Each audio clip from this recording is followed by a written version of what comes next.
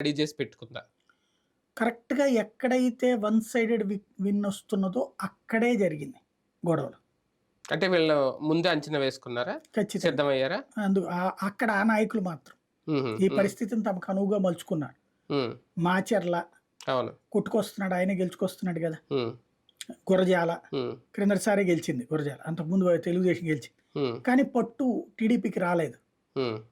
అట్లాగే నరసరావుపేట ఆ! అవును. అక్కడ క్లియర్ హ్మ్. సమస్య. హ్మ్. పట్టు టీడీపీకి రావాలి. హ్మ్.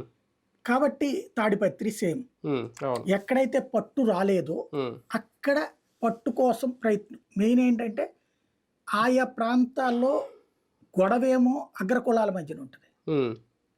గ్రౌండ్ లెవెల్‌లో దాడులు, ప్రతి దాడులన్నీ గూడా బీసీ, ఎస్సీ, ఎస్టీలే హ్మ్.